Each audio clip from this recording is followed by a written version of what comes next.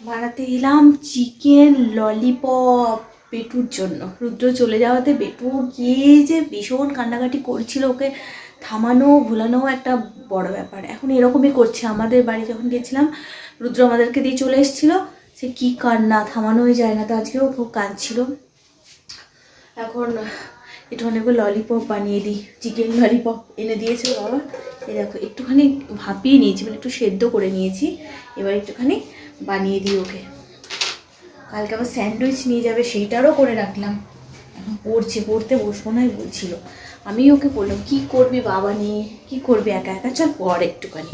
সে পড়তে বসেছে, ওই জন্য হয়তো পড়বো নাই বলছিল।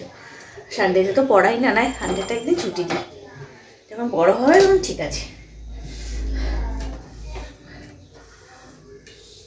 আর ছোটোবেলাতেও বেটু যখন রুদ্র আমাদের মানে হাওড়া যেত, তারপর 2-3 দিন থেকে যখন আবার রায়পুর ফিরে আসতো, তারপর যখন বেটু 2.5 বছর এরকম ছিল, তো তখন বেটু তখনই এতটা সেন্সিটিভ ছিল আর এতটা ইমোশনাল ছিল না। ওর বাবা যখন যেত খুব আনন্দ করতো, মজা করতো, কিন্তু যখন ওর বাবা চলে আসতো রায়পুরে তখন একদম ওর বাবার নাম করতো না। এতটা অভিমান ওর মধ্যে এই জিনিসটা খুব আছে, অভিমানটা একটু বেশি, ইমোশনাল খুব। যখন ভালোবাসে খুব ভালোবাসে, আর কষ্ট পেলে ঠিক ততটাই কষ্ট পায়। আর আমারও তখন মনে হতো, তখন উপরে আমি উঠতেই পারতাম না, জামাগুলো না সঙ্গে সঙ্গে ঢুকিয়ে দিতাম অন্য জায়গায়, যাতে না আমাকে দেখতে না হয় রুদ্রর জামাগুলো। তাই এখন ভাবছি কি আজকেই গেছে, এখনও মনে হচ্ছে দুদিন থাকতে হবে, কী করে থাকবো রে বাবা, এরকম মনে হচ্ছে।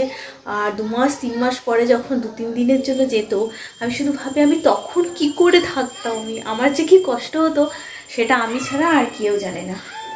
আমি মানে আমার মতো যাদের পরিস্থিতি হয়েছে তারা জানবে, তারা বুঝবে। আর আমার যেহেতু সেটার ভুক্তভোগী, তাই আমিই বুঝি, আমিই জানি যে সেটা কী রকম কষ্ট হয়। 2-3 মাস পরে যখন 2-3 দিনের জন্য যেত, মানে ও কাকে সময় দেবে, ছেলেকে সময় দেবে, আমাকে সময় দেবে না, ওর বাবাকে সময় দেবে, তাই ও বুঝতে পারতো না। আমার মতো ওরও কষ্ট হতো। চলো বানিয়ে নিই, পড়ছে বেচারি, বানিয়ে দিই ওকে। বলছি কি সুস্বাদু লাগবে এই যে চিকেন পকোড়া না, চিকেন ললিপপ রেডি হয়ে গেছে। বলছি কি সুস্বাদু লাগবে, ওরা তর হচ্ছে না এক্ষুনি, গরম গরম একদম, এত গরম দেওয়া আছে। রুদ্র ফোন করেছিল, এখন এই চা খেয়েছে বলছি, এই চা খেয়েছে। আর সকাল সকালে পৌঁছে যাবে এই ট্রেনটা, আর ফেরার সময় এই ট্রেনটাতেই আসবে। তাড়াতাড়ি মানে লেট করলেও 9টার মধ্যে বাড়ি পৌঁছে যাবে, এসে আবার প্ল্যান্টে যেতে পারবে। বাড়ি পৌঁছলে কী হবে, একটু টিফিন দিয়ে দেবো, খাবার টাইম না হলেও আমি টিফিন বক্সে 2টো টিফিন বক্সে তো ভরে দিতে পারবো, একটা লাঞ্চের জন্য আর একটা মানে ব্রেকফাস্ট করে যাবে। সেই জন্য বাড়ি আসলে সুবিধে হয়।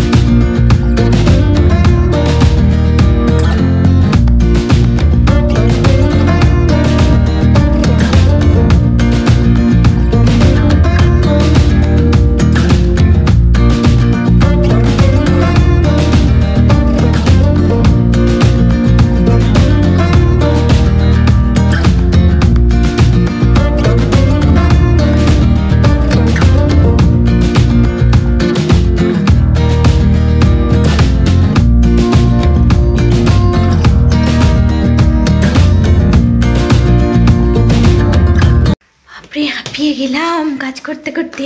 আজকে আমাদের ডিনার, আমার আর আমার ছেলের ডিনার হচ্ছে রুটি, কারণ সকালে আমরা দুপুরবেলাতে ভাত খেয়েছি যেহেতু, সেই জন্য আর ভাত খাবো না, আর মুড়িও খাবো না, কারণ আটাটা মাখা আছে, ওটা কি নষ্ট হয়ে যাবে। সে কারণে বেটুর জন্য 2টো রুটি, আমার জন্য 1টা রুটি খেয়ে নেবো আমরা।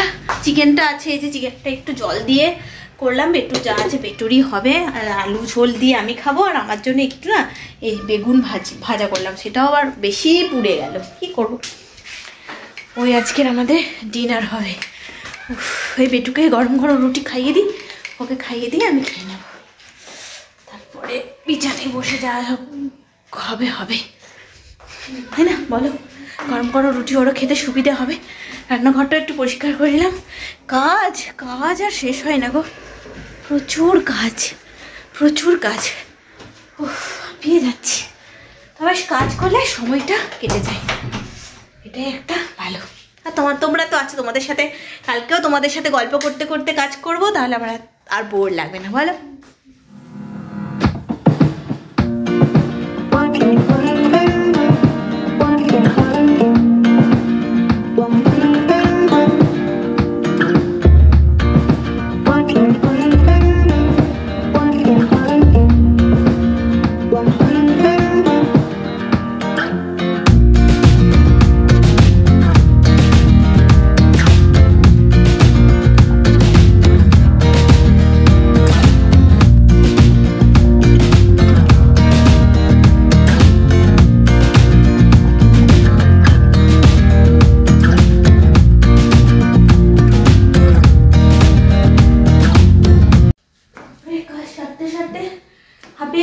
মোটামুটি আমার সকালের কাজ শেষ হলো। এবার একটু নিজের জন্য সময় দেব, যদিও নিজের জন্য সময় দেওয়া হবে না, একটু দোকানে ছুটতে হবে, আর ঘর মোছাও হয়নি।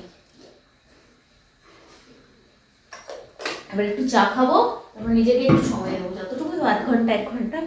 চলো আজকের মতো এই ভিডিওটা এখানে শেষ করছি।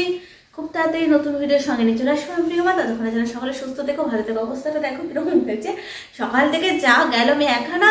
রুদ্র তো ছেলেটাকে উঠিয়ে দেয়, ব্রাশ করিয়ে দেয়, স্নান করিয়ে দেয়, ওইটুকু তো করে দেয়, টিফিনগুলো গুছিয়ে দেয়, তো ওইগুলো তো করে দেয়, ওটাও আমাকে আজকে করতে হলো। আর কালকে রাতে ভালো করে ঘুমও হয়নি, একটা পাশ তো ফাঁকা না, কিরকম একটা লাগছিল, ভালো মনে হচ্ছে ঘুমাচ্ছি কি ঘুমাচ্ছি না নিজেই বুঝতে পারছিলাম না। তো চলো আজকের মতো টাটা, খুব তাড়াতাড়ি ফিরে আসছি, চলো টাটা।